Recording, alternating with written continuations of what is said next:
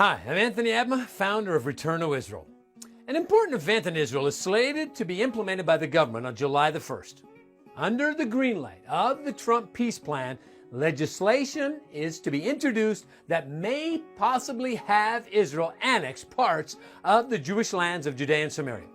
So, what does this mean for Israel and for us as Bible-believing Christians around the world who support the Jews' biblical rights to sovereignty in their God-given ancestral homeland?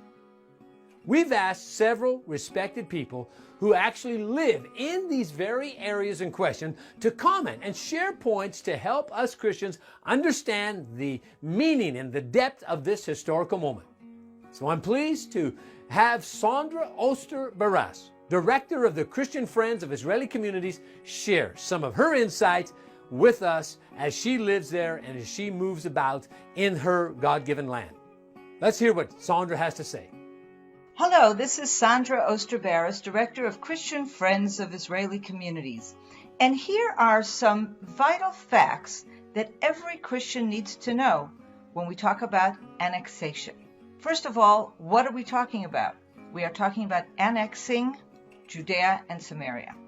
Fact number one, Judea and Samaria, or as the world likes to refer to the area, the West Bank, is actually the biblical heartland of Israel. Places like Hebron, Shechem, the mountains of Samaria that Ezekiel refers to in Ezekiel 36, the mountains of Israel. Communities like Tekoa and Bet El are named for their biblical counterparts. All of these places are in the area that is referred to as the Judea and Samaria.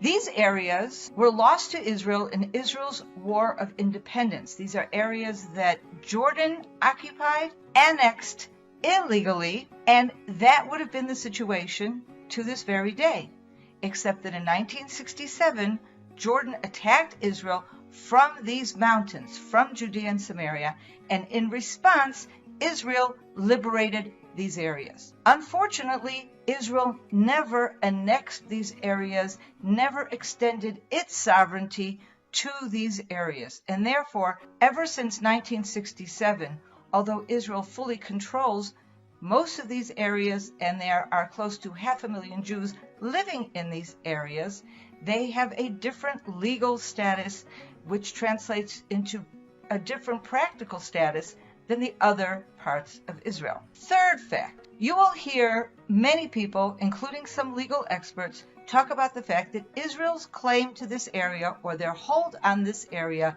is illegal under international law. False. Israel has the stronger claim among any of the other surrounding nations for full sovereignty and full legal possession of Judea and Samaria.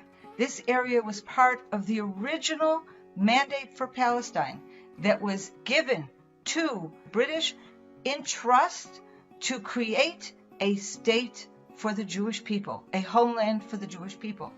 That is an internationally recognized document that became part of the San Remo Treaty, and no international document, no decision of the United Nations passed since then serves to abrogate that legal status of the area, an area that remains held for the people of Israel to be incorporated into a Jewish state. Number 4, why annexation? A lot of people ask, what will that do for you that you don't already have today?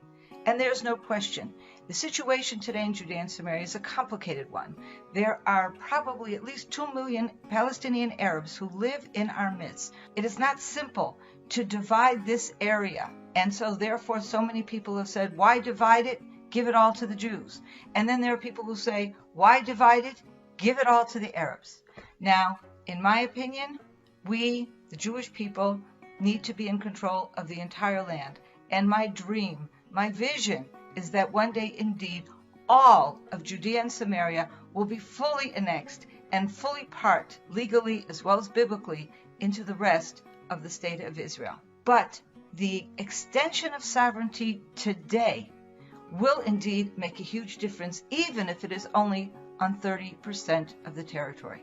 It will bring the lives of the people living here, the Jews living in Judea and Samaria, their lives, many things having to do with their legal status, their ability to build, all of these things, these issues will be treated the same way they are in the rest of Israel, as opposed to being subject to so many legal and political constraints.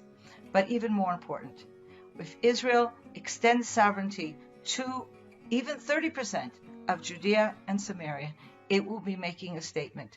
This land is ours. It has always been ours, and it will always be ours. Thank you. This is Sondra Oster Baras from Samaria.